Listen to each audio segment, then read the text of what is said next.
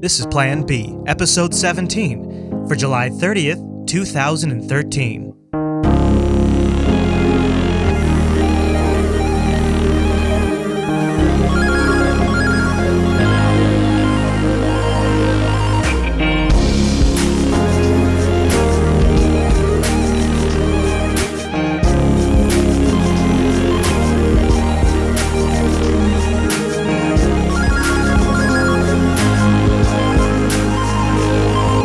Hi everyone, and welcome to Plan B, Jupiter Broadcasting's weekly talk show contemplating the future and present of Bitcoin with insights for the novice, shop talk for the expert, and opinionated discussion for the interested observer of Bitcoin and related technologies. My name is Chris, and joining me every single week is my co-host, Drew. Hello there, Mr. Drew.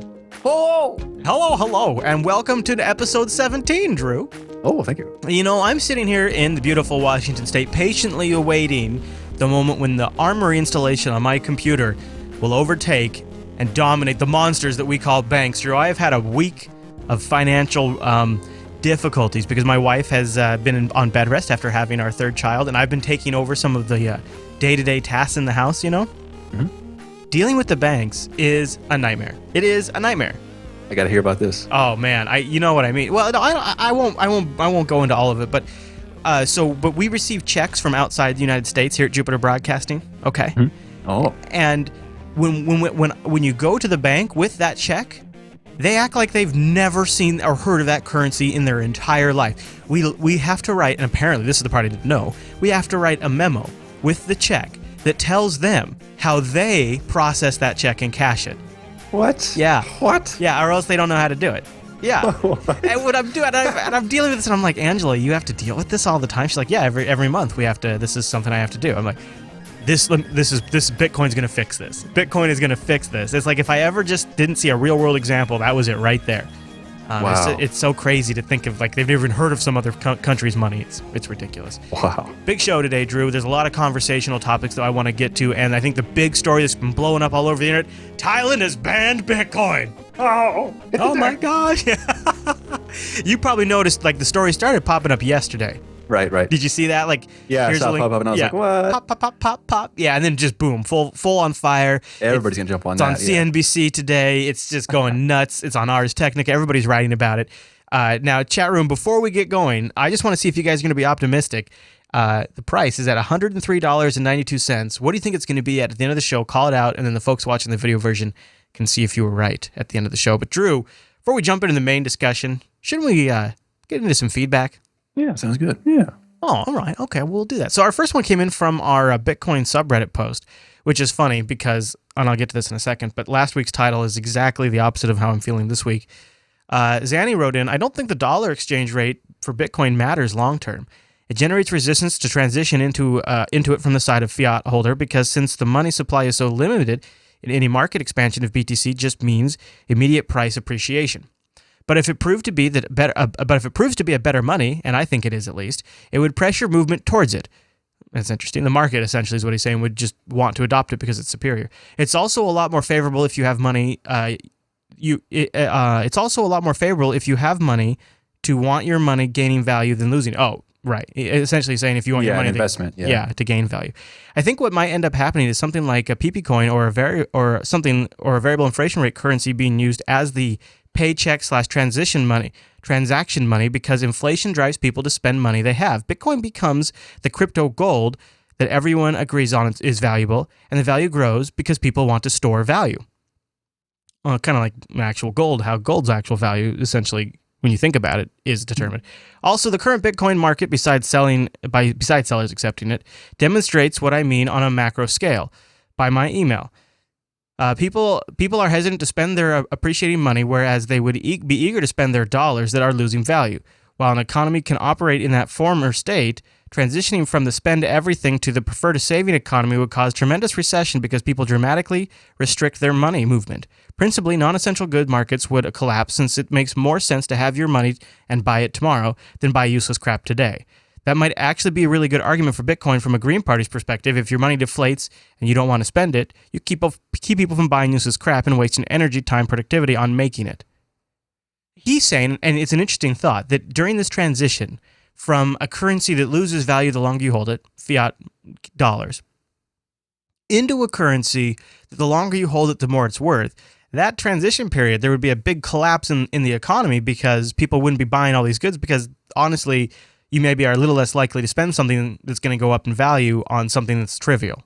Yeah, and I think people overstate the negative effects of deflation in that, I think people will still continue eating and would still want to continue their standard of living and their lifestyle, at least to some degree. But I mean, the idea of making that transition within, think about it, within 1 year, going from a purely inflationary currency, converting everything and operating on a deflationary currency. Yeah, I think we would see pretty significant, cut in terms of the economic activity. So I think he has a point there, and I think that's a legit point between the Keynesian and the Austrian view of economics with that. But I think if you zoom out, does Bitcoin encourage a type of society that isn't so consumer driven?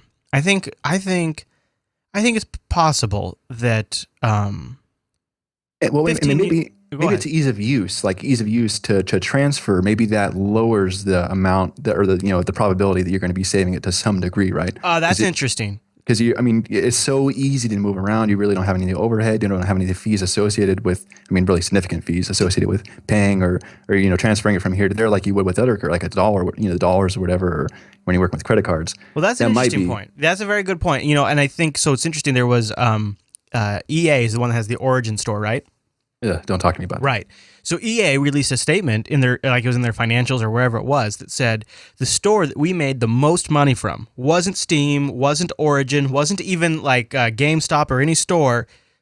It was the Apple Mac desktop store. Proportionately. And the reason why is, I believe, the purchasing process in the Mac App Store is so slick and so smooth. You click a button and then you have that application on your desktop. It's slicker and smoother than Steam, right? It's smoother than anything else. If you have Amazon one-click purchase, you know what I'm talking about. In fact, they're so similar. Apple actually was sued by Amazon for basically essentially implementing the same thing. This was years ago. I think Bitcoin enables that on a much broader scale, because Bitcoin is taking care of so much of the technology, and it brings that payment button closer to the actual payment technology. Right now, Apple and Amazon are obfuscating that with a ton of technology behind it. When you click that payment button, credit card transaction processing, all this stuff in databases is happening that is monstrous. But whereas Bitcoin, that can happen much closer to the wire, much closer to the button. And I think when you can lower the friction for purchases like that, people are demonstrably more likely to purchase, because it's sort of, especially in the free to pay kind of economy, which the internet seems to be really pushing, where you're in for nothing. So since there isn't that initial investment, you haven't spent that $60 on the game, you're willing to spend that maybe $2 on the coins or $1 on the armor. And Bitcoin also really enables that type of economy. So I think you're right, Drew. I think you at one time you'll have a collapse in some traditional methods, and another time you'll have sort of an uptick in another type of spending. I want to zoom out, though, and say maybe it's a good thing. Maybe Bitcoin offers our consumeristic, celebrity-obsessed society a chance to reset a little bit. Well, yeah, because it doesn't. The model that we have that we're operating on right now doesn't. I don't like it either, like what you're kind of implying. So I would like to see some degree of a reset, into the change in how we live our lives. And I hope I'm wrong, but I would imagine that in 100 years from now, historians will look back at this period of culture and kind of think it's a little disgusting, and we're excessive in every way, in the way we eat, in our purchases, in everything we consume. We go to an excess. We do everything too much here, and at least in America. It's not maybe as bad. I don't know if it's as bad outside of America. Maybe you do have to wonder if some of that fundamental psychology is enabled by a currency that really does you no good to hang on to it for long term. Now, you can take that currency and put it into things that are good to hold on to long term, but the fundamental aspect with Bitcoin and the good old thing when Grandma and Grandpa could put $50,000 in the bank, and then when they retired, that would be X amount of dollars, and they could live off that. That world doesn't exist anymore. That world will never exist anymore, ever again. Never. It's gone. But Bitcoin might offer somewhat of an alternative to that. And as somebody like myself, honestly, my life is so complicated that I kind of need my currency to appreciate for me, because I really don't have time to manage my money and to manage investments. That's something I'm not going to start worrying about until I should have been worrying about it 10 years ago.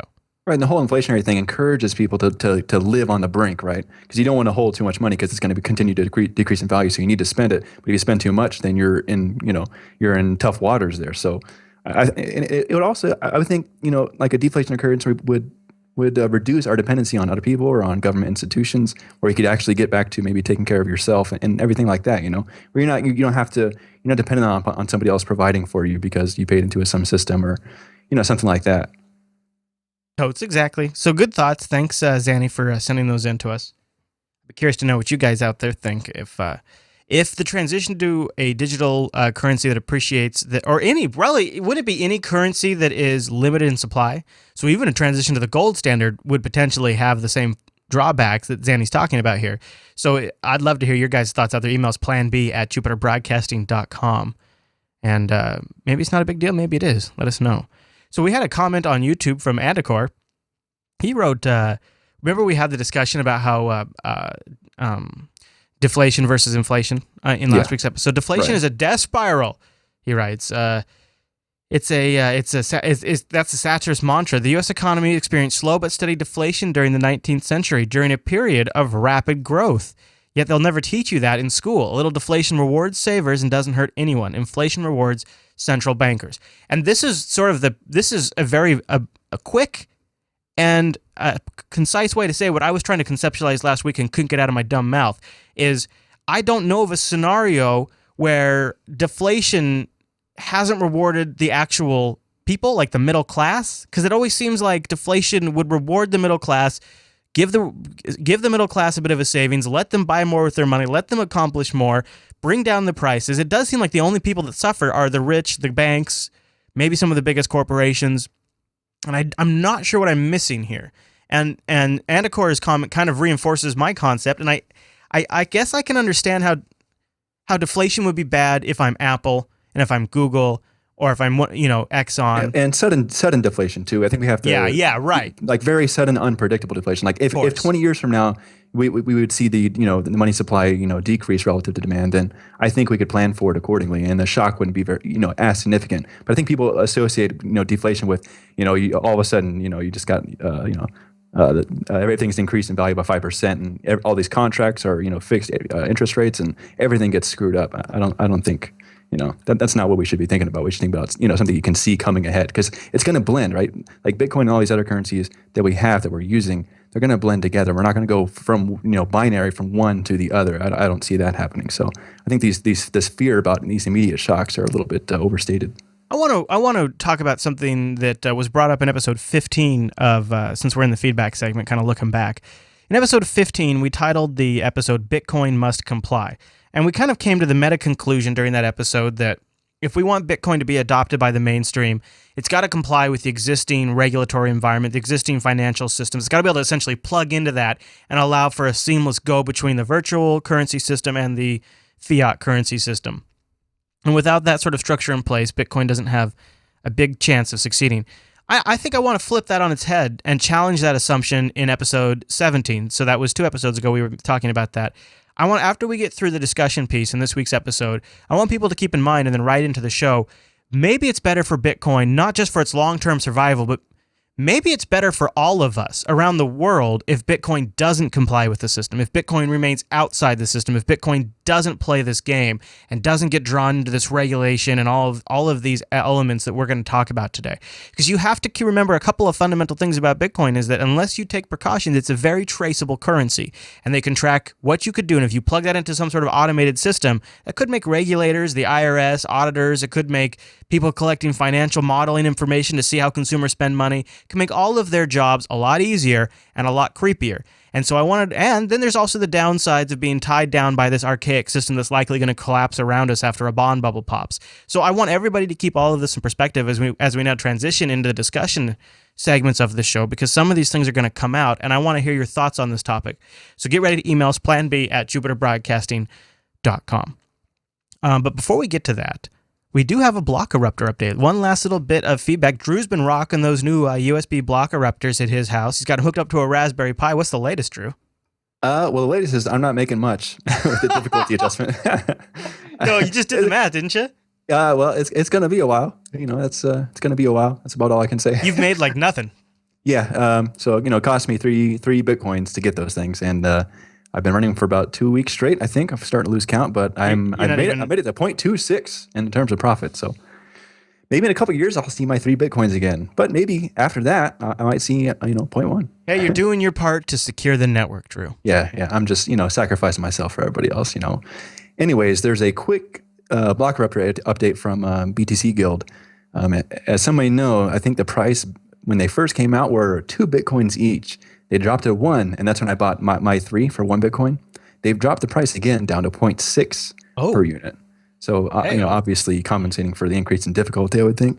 But they have a little coupon program. So if you bought your Bitcoin, or if you bought your block eruptors for 1 Bitcoin, your 30% of those block eruptor orders, like per unit, like 30% of those are going to be eligible to purchase a second unit for only 0.1 Bitcoins.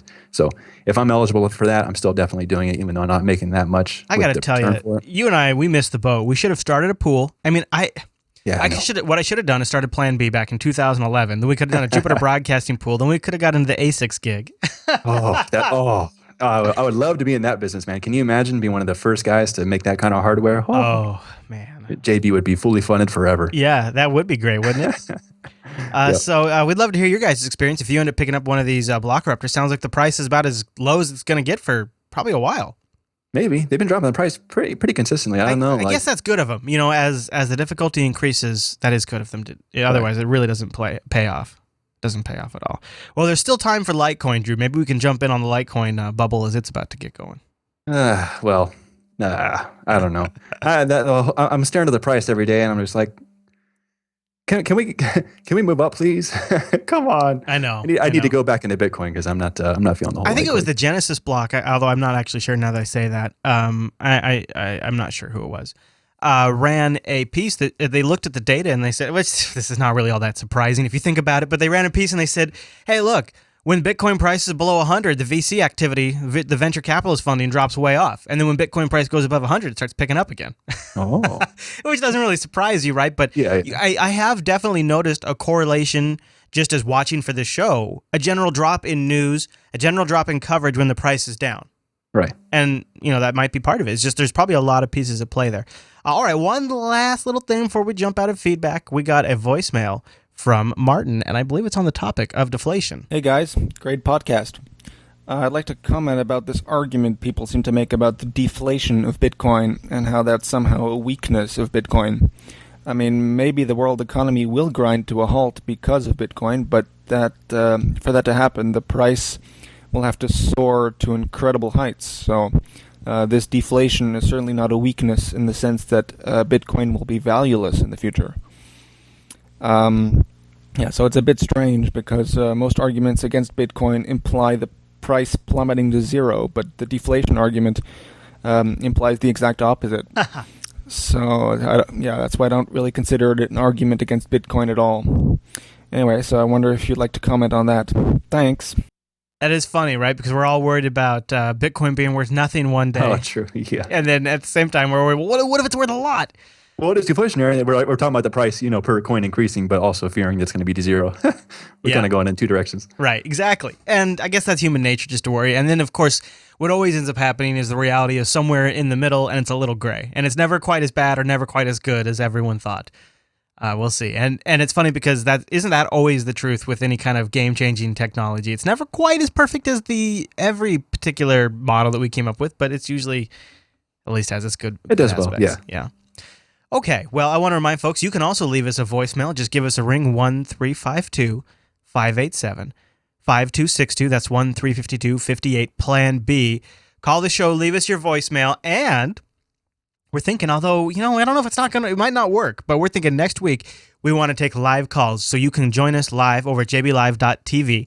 We record Plan B at 2 p.m. Pacific, and by the way, that's 9 p.m. UTC, 5 p.m. New York. So if you're on the East Coast, just got home from work, join us and call in live and let us know what's on your mind about Bitcoin. We'll have a few topics for you to chat about, but we'd really love to hear anything you think that hasn't really been discussed on this show that needs some attention, or something maybe we don't know about, or something you think you want to question, you have a question or a follow-up question about something we've covered, any of that stuff. It's going to be an open mic. We'll have some topics for you, but we'd love to have you show up and share what's on your mind. So join us next Tuesday. Again, that's we're at live 1 p.m.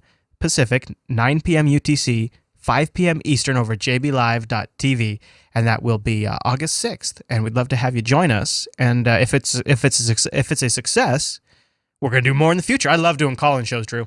Oh yeah, I can tell. we just did one on Coda Radio this week. Yep. It was good times. Yep. All right. So I want to move us into the discussion piece, and let's start off with this story that's spreading like wildfire. Thailand bans the Bitcoin. Bans the Bitcoin. Now grab your Thai food if you're munching. Get yourself a little side of peanut sauce for this story, Drew. Now, what have you heard? Because I know you mentioned, and you specifically, I don't think you read the link in the show notes yet, right?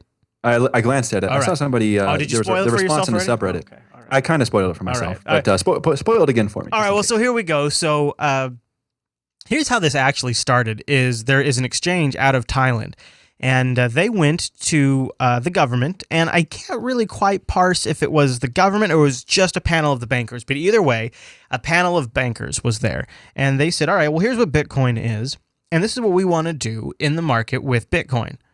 And the bank came back and said, well, we think that because there's no law that really says how Bitcoin should be handled, in our opinion, it's illegal. And everything you do with Bitcoins, buying Bitcoins, selling Bitcoins, buying any goods or services in exchange for Bitcoin, selling any goods or services for Bitcoins, sending Bitcoins to anyone located outside of Thailand, receiving Bitcoins from anyone located outside of Thailand, we think all of that is illegal. So then this exchange went to their blog on July 29th, so yesterday, and said they said the purpose of the following statement is designed only to give information to our users about the choice to suspend our services.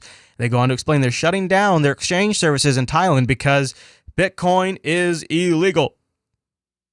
Now, the reality is they talked to some bankers, the Central Bank of Thailand, or whatever. The Bank of Thailand is what it's called. The Bank of Thailand. Their central bank. They said, we think it should be illegal. We don't think you should. I wonder why they would think that.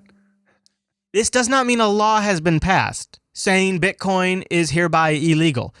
It is essentially the Federal Reserve saying Bitcoin should be illegal. It doesn't mean that something came out of the Congress and that Obama signed it and signed that sucker into law and they are now illegal. But yet every single site out there is covering this story. Everybody's covering this. It was on Tech News Today on Twit, and everybody just says Bitcoin's hereby illegal. And part of the reason is because Thailand is kind of known for banning something every year.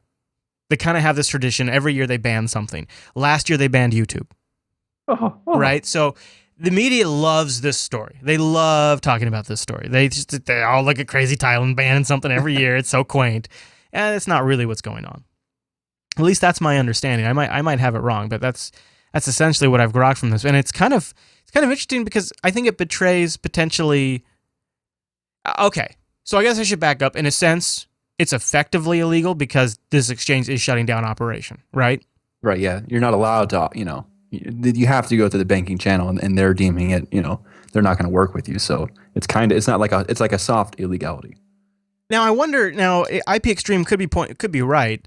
Now perhaps the Bank of Thailand is a government agency, whereas the Federal Reserve is actually, right, even though it has federal in the name, is not a government agency. I wonder if that could be a little bit of it, but either way, it is effectively. It is in effect. It is the legal, like codified law or not. It is in effect, and the exchange is shut down. Now the media has exploded with this because they just love themselves a bad Bitcoin story, especially Slashdot. Slashdot will never run a positive Bitcoin headline, but if there is something negative about Bitcoin, even the slightest just possible implication of negativity, man, Slashdot, man, they got that. They're on that. Slashdot's on that, man. And man, they get a lot of submissions. They're super busy, but they'll find time to submit that negative Bitcoin story. It drives me crazy. And if anything, Slashdot should be exactly the kind of community that's for Bitcoin. This is really the part that gets me. Right? They're kind of... Yeah, exactly. Yeah, I don't get it. Whatever. You know what? Fine, Slashdot. You can go suck the dick of the Federal Reserve and enjoy your fiat until it pops in your face. Yeah. I'm just sick of it. Nobody's doing objective reporting on this. Why isn't anybody clarifying the fact that this is the wishes and advisory of the bank and not necessarily some sort of mandate from above? And let's talk about what if it is, Drew. Does this matter? Is this the beginning of a trend, Drew? No. Well, I mean, who knows what's going to go on with the legality in Western nations and the regulation? I mean, it's going to take them forever to figure this out, right? That's how they work, right? It's going to take forever for them to figure anything out, and they might do something. But what we need to do is make sure there's a lot of jobs and a lot of people's existence dependent upon Bitcoin, and perhaps that can be used as a way to lobby, federal institutions to not outright make it illegal or try to impose any significant regulations on that. Maybe we can build just like with the internet, where you can. Where it kind of grew up outside of their view, and then all of a sudden it's here, and they can't really lock it down too well. You know what I'm saying? Yeah, I don't see it. Hopefully, it doesn't get panned over here in some way. Thailand's government rules Bitcoin as illegal. All right, so there's one headline. Let's see. Oh no, Thailand just banned Bitcoin. Virtual currency blocked in Thailand. Thailand bans Bitcoin. Thailand reportedly bans any form of Bitcoin. Bank of Thailand bans Bitcoin. Bitcoin's banned in Thailand. Here's another headline. Thailand just banned Bitcoin. It goes on and on, right? I mean, I'm looking at this page of news headlines here. It's just ridiculous. And they love running with it. And since when do banks make laws? I mean, yes, I understand that what banks want eventually become law. I get that. I understand they are the puppet master. I'm not dumb. But at the same time, like, if Bank of America came out and said Bitcoin was illegal, that doesn't make Bitcoin illegal. No, yeah. I mean, there's no, yeah. You can't be, you can't be tried for a crime for using it when there's no, law in the books that prevents you from using it. Yet not even people who are usually pretty good at this stuff, like Tom Merritt on Tech News Today, blowing the story. And you can't really totally get on their case because they could argue the technicality that it effectively is the same. So but they're using the wrong. You got to be more specific about the language you're using when you're describing this kind of thing, because that's kind of a significant thing to just say it's outright banned by the government or like that. I know I've made this comparison a lot, but I have the Linux Action Show has spanned the run of Linux from when it was the butt of jokes, and whenever there was a negative headline, for Linux, they ran with it, right? Yep. And now it is a respected platform, and that show has ran that span, and now I feel like this show is starting to run. That's the same cycle with Bitcoin, where right now they're laughing at it, they're taking any opportunity they can to poke fun at it and run the bad headline, and then in 7 years it'll be so blatantly obvious that it's a superior platform that now it's integrated into everything. And I hope that's the phase we're in right now. I hope that Bitcoin, and not every technology makes it beyond that phase. Just to make it clear, some stuff dies at that phase, and it's just it just depends on what the stuff's made of. But it's so frustrating to see this now, and this kind of stuff is like, it's kind of a joke when Thailand does it. We won't find it so funny though if the same recommendation came out from a Western nation. I think it might just be a matter of time until they try to do something like Thailand. Don't you think? Don't you think? It's hard to tell. There's man, two routes to go. The Western nations are either going to see a way to make a buck off it, i.e., tax, or they're gonna try to shut it down. Of course, they won't be successful. I'm not saying they will be, but they're going to try to. They're going to try, or at least via law. Yeah. Well, I don't think they'll go so far as to ban its use or whatever. But I mean, I think they're. But the NSA is probably going to start watching addresses and watching coins move about, and then try to associate them with identities and decrypt a little SSH. Do a little TLS or SSH decryption with their little private keys and figure out what address was provided to you when you went to this website and purchased a good. Right. I mean, if I'm law enforcement, the last thing I want you using to buy your drugs is cash. Right? I'd much rather use Bitcoin. Oh, absolutely, because you're broadcasting that transaction to everybody. And it's unique to you. If I could prove that this unique number belongs to you, my case is done. Right? There's not really a way, if I give somebody a bag full of cash to buy some heroin off the street, there's no way to really prove that cash came from my wallet. But if I buy that same bag of heroin with a couple of Bitcoins, there is absolutely a way to prove it if I don't take those precautions. And once something becomes mainstream, lots of people won't be taking those precautions. A lot of people don't, there's a lot of people who don't know how to protect themselves like that.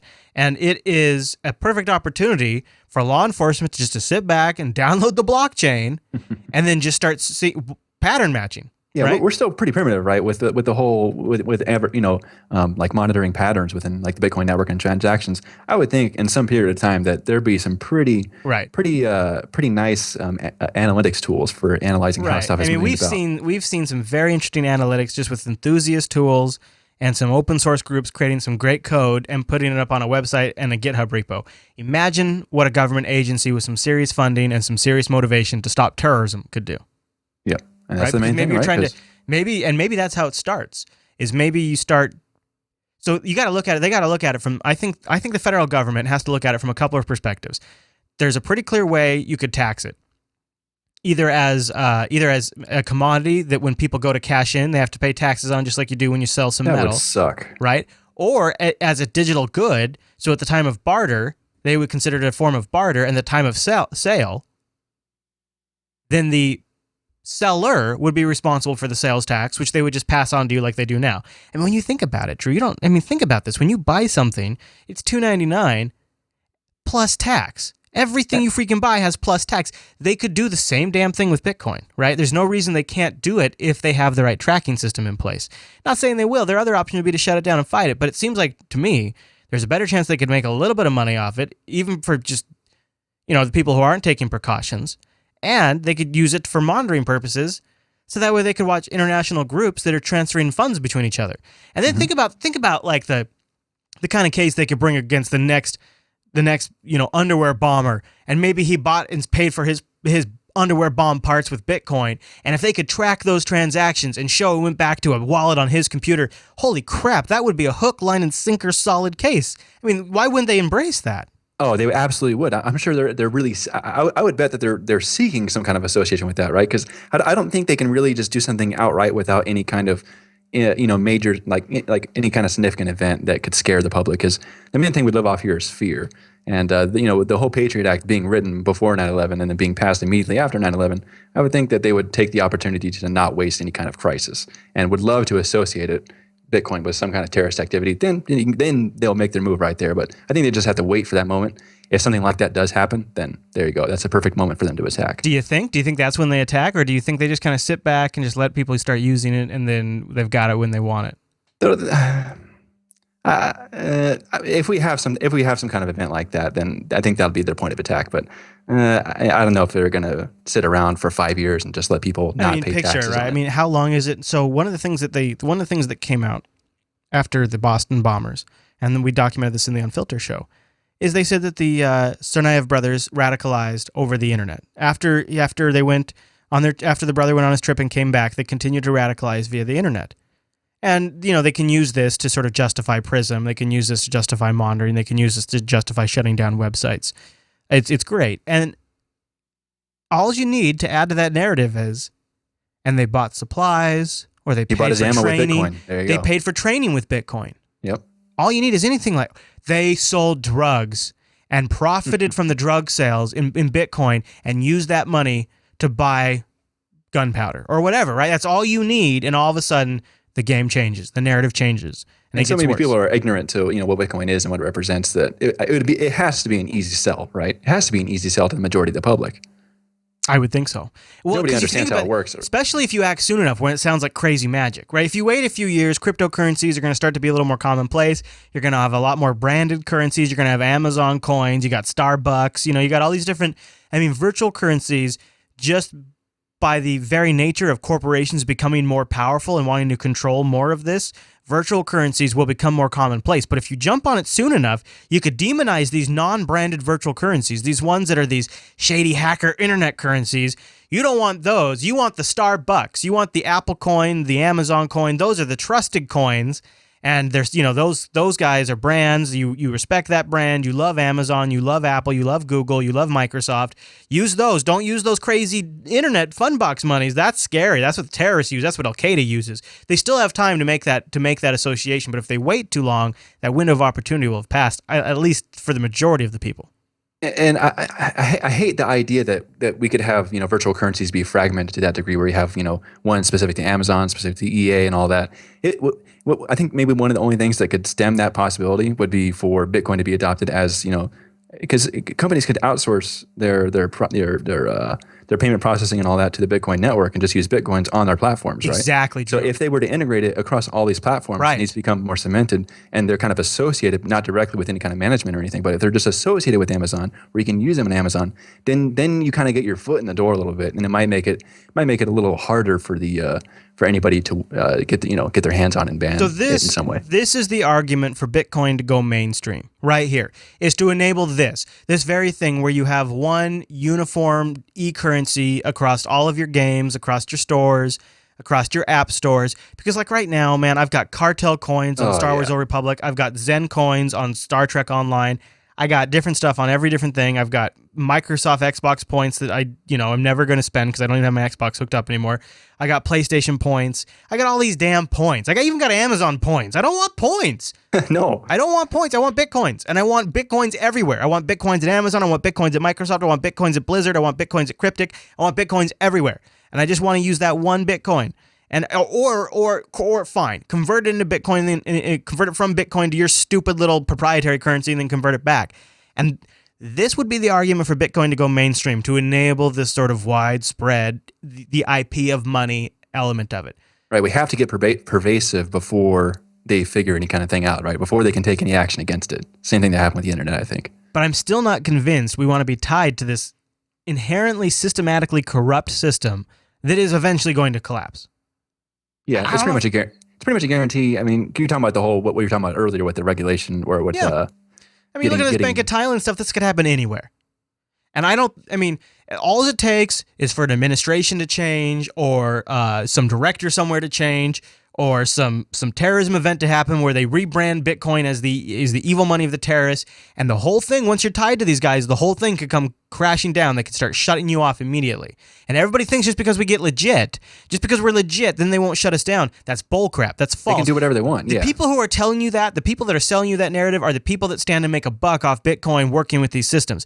And I don't mean to talk badly about the great guys at BitInstant or Coinbase or any of these places, all these guys that are pushing, we got to integrate, we got to regulate, but it's because they all stand to make money off it if we do, and they don't make any money if we don't. But that doesn't mean that Bitcoin isn't any less functional for some of us. It might not do all of the things that your debit card does, but you've got a debit card for that. Maybe we need a currency of the people that is isolated and protected from the enormous, historic, worldwide economic collapse that could be potentially coming. Maybe not, but could be, likely is.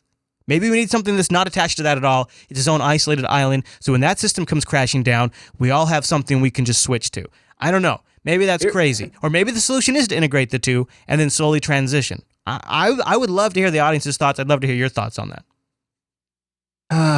That's a great topic to hear from the audience. But I don't know. Like, I understand where these companies are coming from when we're trying to get legit, to at least enable people to get into Bitcoin more easily in the beginning. But you're also, I don't like the idea of getting in bed with regulatory agencies in any way, or trying to appease them to allow yourself to function freely, without their oversight. Is it kind of like bloggers and so imagine like new media tying themselves to newspapers, like making sure everything we do is cool with the newspapers, making sure we're following the newspapers' rules, making sure we're following the newspaper standards and all of the new things the newspapers do, even though the newspapers are dying dinosaurs. But let's make sure we're making the newspapers happy. Yeah, it's a great comparison. No, yeah. I don't like the idea of getting in bed with them. So I'm with you with your whole with your nice little speech there. I like the idea of trying to stay separate so we don't get tied into all this stuff, and we don't let them in. We don't let them influence certain aspects of the protocol. Like there's some changes that we're going to be talking about here in a little bit to the 0.9 version of Bitcoin, and also that fork that we can talk about that's related to this. Yeah. All right. So, audience, let us know. We definitely want to hear your thoughts. Plan B at JupiterBroadcasting.com. I mean, just here in episode 15, we were saying, compliance is the way forward. We have to adapt or be destroyed. And now I'm thinking about this, and I'm just watching this crap with the Bank of Thailand, and I'm just wondering if maybe we can't go too far, and if maybe we aren't being led by false prophets, because these people who are leading us down this path, the people who are arguing this, they are the people who make money off of this.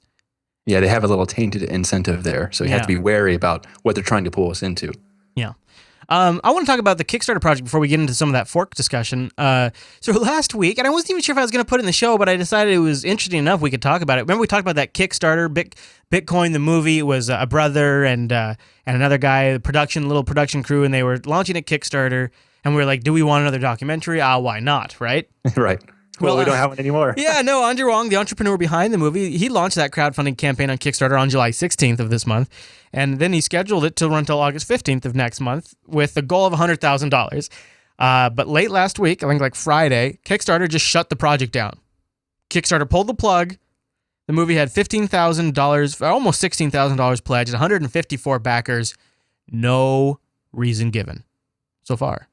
That sounds a lot like what's happening, or what happened with some bank accounts associated with some exchanges and some Bitcoin stuff, right? I guess the answer here would be, the thing to look into here would be who owns Kickstarter, I guess. Because Kickstarter sort of famously allowed a book called The Seduction Guide or something like that. Yeah, right. Which sounds like a book that I should, they let the seduction. No. I mean, that book was supposedly like a guide to I don't know. From what I read, it was a guide to essentially rape. Yeah, and they allowed it to go through to the end, correct? Yeah, they let it reach funding and then later issued an apology. This thing is, and this, by the way, remember we just had the Life on Bitcoin couple. Mm-hmm. They just got funding. It through. They got funding like a week before this guy went on Kickstarter. I don't know, man. Hopefully it's some kind of, some weird screw up that they had with them, or I don't know. I don't know. Hopefully they're not, going to be blocking out any kind of Bitcoin. Maybe it was on a rule technicality violation. Maybe it's something as simple as that. Kickstarter's pretty I don't know what. What's the word? They follow the rules closely, right? So I mean, they're sticklers. There you go. They're sticklers. Oh yeah. And like Corey says in the chat room, this is why we need Bitcoin. And by the way, maybe they should try funding on one of those Bitcoin project sites. There is a BitcoinStarter.com, and I think they were talking about that too. They might go that route. Yeah, that's the funny thing. Later on, CoinDesk was writing a piece on this, and he says they asked them about it, and they said, "Yeah, we haven't looked into that yet." What kind of crap is that? We're thinking about setting that up. We haven't done coin-based funding yet. And the other thing he said, which I thought was really interesting, is he said they're shutting down all of their Bitcoin operations. The creator of the movie. What the hell does that mean? What does that mean? That doesn't sound right. It's sorry. They had no mechanism. He said, this is why we have paused all our Bitcoin-related activities. This guy, this guy does not sound like a Bitcoin enthusiast at all. This sounds like a guy who's got himself a couple of nice cameras and wants to make a buck doing a Bitcoin show. He wants to go out there and make a Bitcoin movie. That's what he wants to do, right? He wants to go out there and do a Kickstarter project for $100,000, maybe make $25,000 off the whole thing total after all costs are paid, and make a cute little documentary about Bitcoin. I mean, he didn't even consider using Bitcoin. He's going to put a pause on all Bitcoin related activities. This doesn't sound like a Bitcoin enthusiast at all. This sounds like somebody trying to make a buck. Yeah, because he had no other mechanism for funding, right? He had no address where he could donate Bitcoins to help fund it, which is a very strange thing. Which the Life on Bitcoin couple did, right? They had that separate Bitcoin. Yeah. So, you know what? Well, let's see what happens. Maybe you can try. Maybe you can try again. Maybe you'll try again. All right. Well, we've been a little down. And I thought maybe we could pick ourselves back up. NBC World News. I mean, this is front and center here, people. This is not bad. They ran a piece about a little town in Berlin where they have a sign above a popular bar in the, I guess you call it Kreuzberg district. They'll probably tell us in the clip, where it tells customers that they prefer honest money, such as gold, silver, and Bitcoin. It's room 77. It's among a cluster of more than 24 local businesses that accept the virtual currency for everyday payments. With stickers that have the Bitcoin logo on the restaurant doors, shop windows, they all guide you the way. And I've actually been intending to play a little piece about this from the BBC for almost a month. And then I deleted the clip just a couple of days ago. Then this piece popped up on NBC, and I thought, this is a sign. It's time to cover this on the Plan B show. So sit back and picture a world, picture a town, if you will, where Bitcoin is just as common as accepting any other form of payment. It's magic. Oh. The Berlin district of Kreuzberg has been known for its colorful mix of young families, students, political activists, and protest thinking. A multicultural neighborhood where alternative lifestyles have found a home. Now, a new currency has become the talk on the streets and a preferred payment system for many residents and visitors. It is called Bitcoins, a decentralized digital currency that has been coined the Wild West of financial markets. At more than 24 locations in Kreuzberg, including bars, cafes, record stores, and printing shops, tech-savvy Bitcoin enthusiasts can pay with virtual money. While Bitcoins are traded in the virtual world, there is actually hard currency. This is 10 Bitcoins that can be traded on and offline. Advocates call Bitcoins innovative, and hope for a greater independence from banks. After 2,800 years of state monopoly on money, we are now getting the first real decentralized and free currency system and a basis for an actual new economic system. Bitcoins are no more than strings of computer code, an unregulated virtual currency stored in digital wallets and tagged with electronic signatures.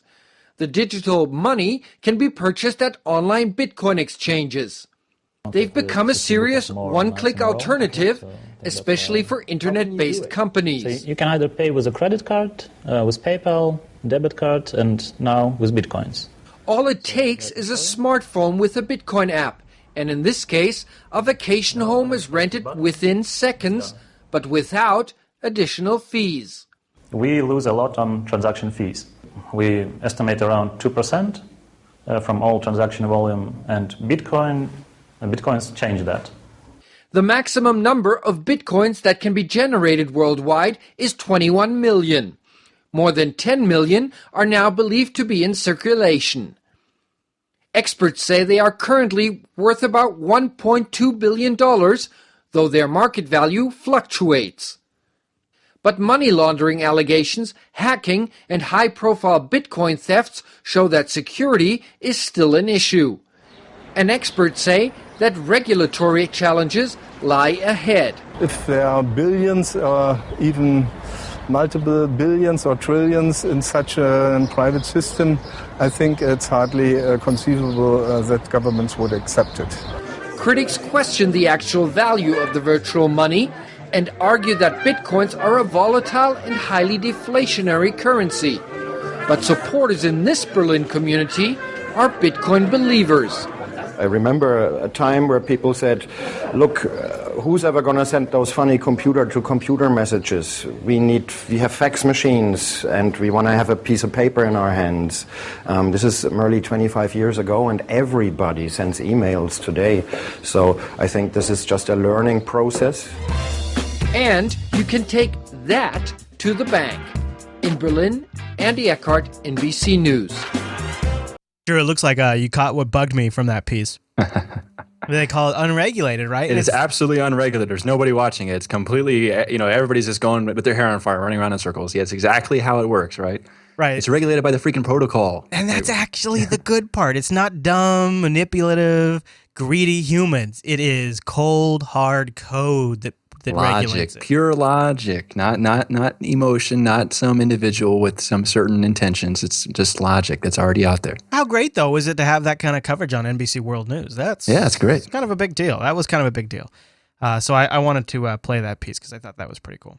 All right, I want to talk about this fork that's been proposed. It's only in white paper form right now by some Bitcoin activists who also bill themselves as privacy activists. Two anonymous activists have proposed an alternative to Bitcoin, which would fork the protocol to retain more anonymity for users.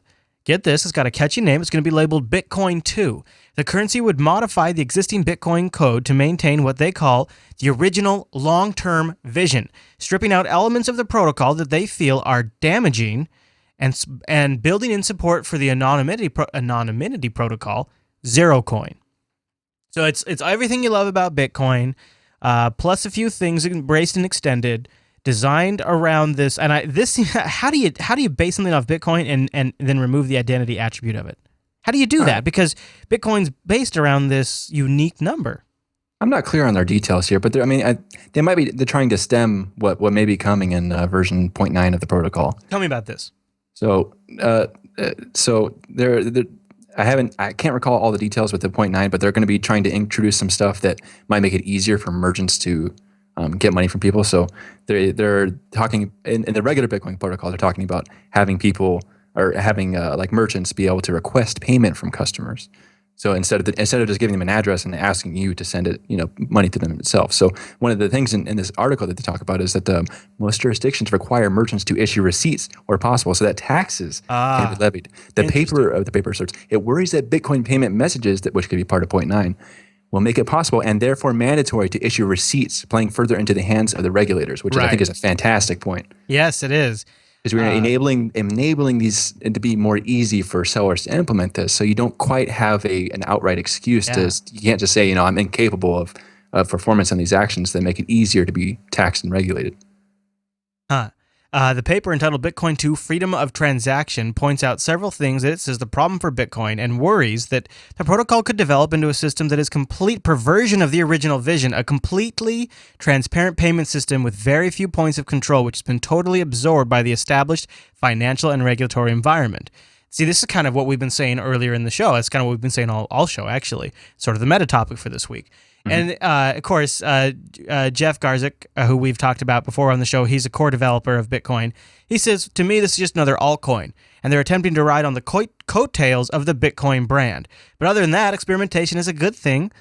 The marketing of most altcoins is inevitably Bitcoin critical, as they want to distinguish themselves from the main competitor. So he says the reason why they're harping on Bitcoin isn't because we're being absorbed by a regulatory monster. It's because they need to harp on it in order to market themselves. Perhaps that actually might be a little true. Yeah. But point.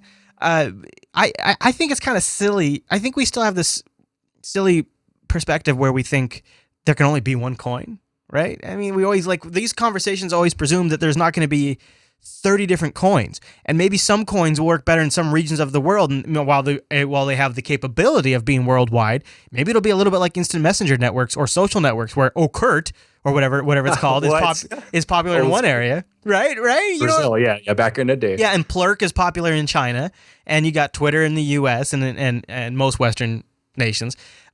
You could have a scenario like that. You also could just have a scenario where there's certain coins that maybe black markets transition to. Maybe Silk Roads and your what's the other one called? Atlantis. Maybe actually I wouldn't know, but I heard it's Atlantis. Right. Maybe they move to something that supports the zero coin protocol, and you go to BTCE. You take your Bitcoin and you move it into this Bitcoin 2, and you buy your bag of whatever goody pills. And then you're good. And maybe that's and when you buy a piece of hardware, or you pay for some Usenet searching service, you use regular Bitcoin, or you use Litecoin, or whatever it is. And maybe it's just one of them. I don't buy this. We can only have one money system. Now I do kind of agree there can really only be one money, as far as you can't ask merchants to support 50 different currencies. Right. So I kind of see the point there, but. The region specific thing is a good thing a good idea that I haven't thought about. Because certain altcoins might penetrate certain markets at different rates, and like you're talking about with Orkut, whatever it was in Brazil. Yeah. the precursor to Google Plus, that was huge in Brazil apparently. But like we have Facebook here, we might see some penetration with different altcoins in just a different area, just because that's how it's worked out. Yeah. And, or different, maybe instead of different markets, maybe it's different types of economies. Like I know I made this mention before, but boat sales and RV sales and house sales, maybe those use Bitcoin, and candy bar sales and, groceries. Maybe they'll use a different type of coin. Something where it's something, kind of going back to that appreciation thing, is something where maybe Bitcoin is that currency that's sitting there and it's sitting in your wallet and it's gaining value. So you're not buying your sandwich with it. But maybe you're willing to buy a boat because that's also going to appreciate in value. You're going to buy a house because that's also going to appreciate in value. So, you make those kind of decisions. And when you're buying your foods, like your fast food, you use your Litecoin. It just, to me, seems to make sense. Yeah, seems legit. I like it. Legit. All right, before we run, we want to get to our Bitcoin picks. We got 2 this week. And, Drew, you found this first one. What is it? It's like a little breakdown of a bunch of different altcoins that you can check out. So they give you a little heads up on certain primary aspects of each coin, and they tell you the block generation, the amount of coins that'll exist, the difficulty change interval, and all that. So just a bunch of different coins that are listed here, and you can kind of get a quick gist of the focal points of how these differentiate themselves from Bitcoin. Yeah, perfect, right? So if you've heard of a coin, or you just want to know a quick reference to a coin, what its attributes are, maybe you've heard of PP coin, but you can't remember what's interesting about it compared to Bitcoin. They just have it all really quickly laid out, super quick. Yep, and they got the block explorer linked right there, so you can check out how the blocks work and all that, and a bunch of interesting stuff, launch date, all that good stuff. Yeah, very nice. Oh yeah, look at that. That's a good little reference guide. All right, I have something that's consider it further reading, if you would. kind audience. There was a TED Talk that was linked in our Plan B Show subreddit, planbshow.reddit.com, and it's from Paul Kemp Robertson, and it's called Bitcoin, Sweat, and Tide, Meet the Future of Branded Currency. And he goes into a little bit about how, I didn't even realize this was a thing, but according to Paul Kemp, in certain like third world countries where they want to buy drugs but they don't have access to money, they're going into the grocery stores and they're taking things like Tide detergent off. Maybe I shouldn't spoil this. Maybe I won't spoil this. I'll let you go watch the video. It's very interesting to see what can be used as a form of currency. And when he talks about these branded currencies, you kind of see a world we're going to, and you kind of see why it almost seems inevitable that we're going to something like Bitcoin. It almost seems impossible not to. And if it's not Bitcoin, it'll probably be if it's not a decentralized peer-to-peer open source currency, it's probably going to be something owned by a company, maybe not even a government. Great talk, and it's only like 10 minutes long. So I'll have a link to that in the show notes. If you guys want a little extra something, go watch that. We got 2 picks for you this week, folks. 2 picks for you. That's right. All right, well, before we run, I want to remind you that we want to do a live call-in show next week, so join us over at jblive.tv on August the 6th at 2 p.m. Pacific, which is 5 p.m. Eastern and 9 p.m. UTC. We'd love to have you guys call in and share any of your thoughts on anything we've talked about in today's episode, or anything we've talked about in previous episodes, or anything we've never talked about. How about that, right, Drew? Yeah, sounds good. And also, like, perhaps one of the questions that can be posed to the audience is, what kind of things do you think that Bitcoin is missing, or what kind of third-party tools or something that could be integrated with the Bitcoin, or like in some way supported as a third party? What kind of stuff could it be added to Bitcoin that would significantly improve, its value? Yeah, that'd be really interesting to hear people's thoughts on that. And so email us, planb@jupiterbroadcasting.com, or call in next week. We want to hear from you guys. And then don't forget, you can go to planbshow.reddit.com and join in the conversation there and throw links our way. We also appreciate any tips you want to send us to help cover production costs. We have an address and a QR code listed in the show notes. Links to everything we talked about, including more details, are also in those show notes. Just go to jupiterbroadcasting.com and look for episode 17 of the Plan B Show. All right, Drew, have a great week, man. All right, you too. So All right, everyone, thanks so much for tuning in to this week's episode of Plan B. We'll see you right back here next week.